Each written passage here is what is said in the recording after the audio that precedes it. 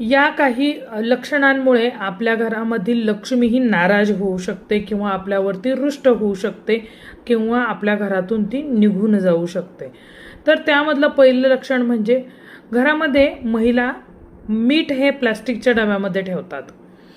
बघा, पूर्वीपासून मीठ हे मातीच्या भांड्यामध्ये, त्यानंतर चिनी मातीच्या भांड्यामध्ये किंवा काचेच्या बरणीमध्ये घरामध्ये ठेवायचे. माझी आई ठेवायची.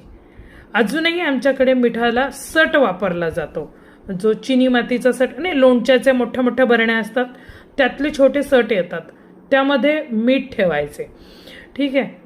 आणि मोठ्या काचेच्या बरणीमध्ये नेहमीचं जास्तीचं मीठ त्यात ठेवायचं आणि रोज वापरायला चिनी मातीचे असे छोटे छोटे सट मिळतात, त्या सटात ठेवायचे.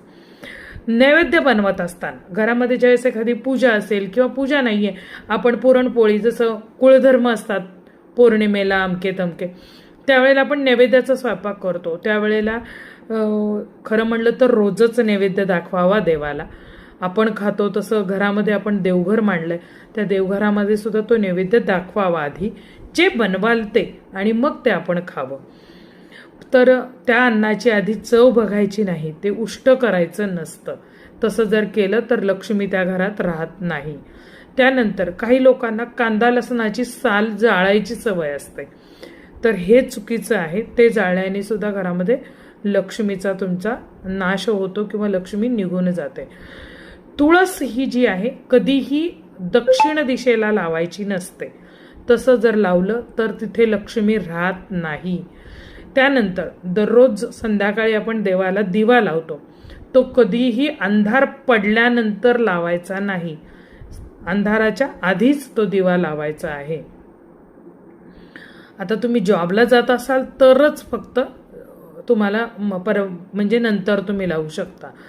त्याचप्रमाणे किचनमध्ये नेहमी खरकटी भांडी असणं.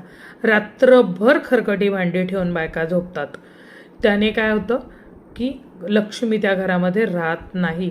दुधाचं आणि दह्याचं भांडं कधीही उघडं ठेवायचं नाही, त्याने घरामध्ये लक्ष्मी टिकत नाही.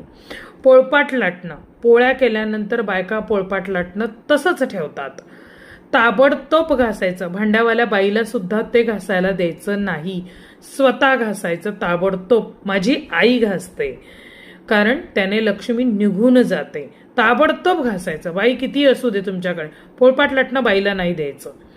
त्याचप्रमाणे दिवा कधीही फुंक मारून विझवायचा नाही, याने तुमच्या घरातील लक्ष्मी निघून जाते. तुमच्या घरात होतात का ह्या गोष्टी, जरा सांगा.